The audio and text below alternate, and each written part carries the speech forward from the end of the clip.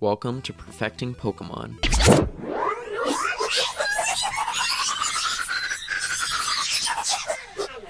Okay. Today we're going to be doing things a little bit different. Rather than focusing on a single Pokemon, we're going to be looking at 4. Specifically, the 4 legendary Tapus that we saw debut throughout the season of Alola. So starting off with the first Tapu we saw in raids, the electric type Topococo. In terms of rating, Topococo currently sits below Luxray as an electric attacker, which isn't awful, but definitely not great when there's so many better options that are easier to get. The big move that Topococo would need to be relevant as an electric attacker is the powerful Wild Charge. Additionally, giving it Thundershock would push it just a tiny bit higher too. With both of these moves, Topococo would be about as powerful as Electivire, which is quite good. Obviously though, Zekrom and Therian Thundurus would still blow Topococo out of the water, but it would still be a decent choice. Moving on to PvP though, Topococo likely wouldn't be too good because it's on the frailer side. Still though, it could improve and have some use in the Master League. It would really only need Wild Charge to reach its highest potential. The powerful charged move paired with either Dazzling Gleam or Brave Bird alongside Volt Switch would make for a Pokemon that can hit really hard in Master, being best against Pokemon like Lugia, Kyogre, and Yveltal. Next up comes Akala Island's Psychic Tapu, being Tapulele. Tapulele has a ton of potential, but unfortunately, it came out just alright. For rating, Tapulele could have been our first great fairy attacker. Most fairies haven't had a high enough attack stat to be better than dragon types, but Tapulele could have changed that. With Charm and Dazzling Gleam, this fairy Tapu would have been pretty good against dragon raid bosses. But, in cloudy weather specifically, it would have even surpassed Rayquaza, and it would stay out far longer, having an immunity resistance to dragon moves. And even in PvP, Tapulele could have been pretty good in the Master League too. Here, all it would need is Charm, which would allow it to have a much stronger move to hit the many dragons of the Master League. While Confusion isn't a bad move, Charm works a lot better for the Master League, especially because poison types aren't very common there. So far, both Lele and Koko could use a new fast move and a new charged move to be good raid attackers, while each only really needs a single move to excel in PvP.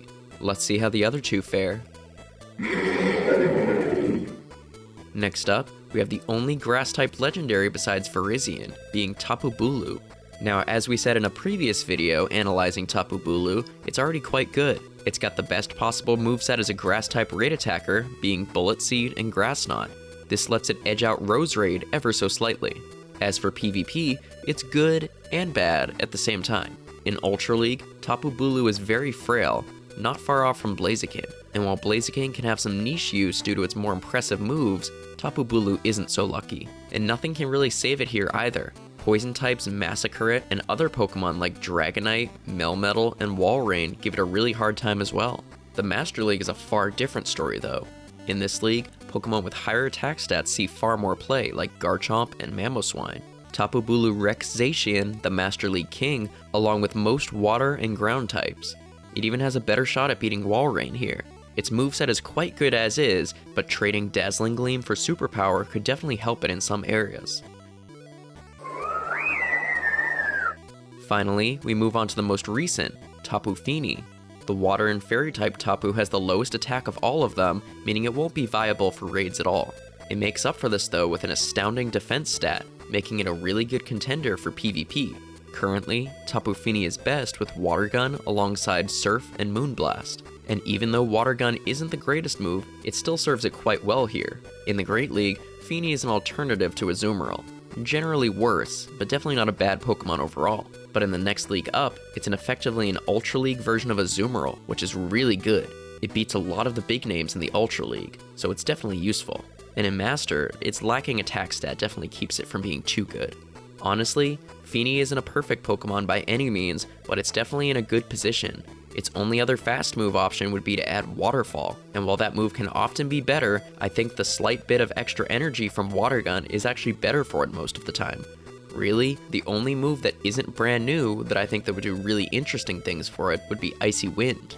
It would definitely depend on whether you can successfully bait shields with it, but Icy Wind can definitely push a lot of Pokemon much higher, and TapuFini is no exception.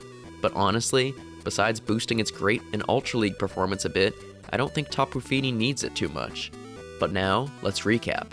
Topococo could score a few more wins in the Master League and be an alright electric attacker if given Wild Charge. Tapulele could be a fantastic fairy attacker with Charm and Dazzling Gleam, and Charm paired with its current charged moves would make it quite formidable in the Master League. TapuBulu already sees success with its current moveset as a grass attacker and a Master League contender, but Superpower could give it better coverage for the Master League. And TapuFini could use Icy Wind to boost its performance if used right, but overall, it's still pretty good as is.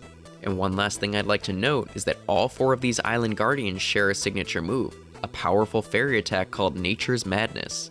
It's likely that much later down the line, each will receive this move and go, and the move could absolutely boost each of them even more. Phew, that was a long one, but those are my picks to perfect these Pokemon. I always like seeing legendaries be the best they can, so it would be nice to see some of these changes in the future, but let me know what you think of my choices down in the comments. And before we end, I'm turning it over to you. I've done several Perfecting Pokemon entries in the past, but this time, I'm letting you all vote for the next video. Out of these 4 choices, which would you like to see? Would you like to see Banette, the underappreciated ghost type, Camerupt, a Pokemon erupting with potential, including its Mega Evolution, Celebi, the worst mythical in Pokemon Go, or Decidueye, the Alolan starter who got shafted the most? Leave a comment down below with your choice, or head over to the poll on our community tab to cast your vote. This Perfecting Pokemon video is set for this summer, so be sure to subscribe so you don't miss it. And if you like this video, be sure to give it a thumbs up. It helps the channel out a lot, and it lets us know which content you all enjoy. But until next time, I hope you have a great day, and I'll see you all in the next video. Take care.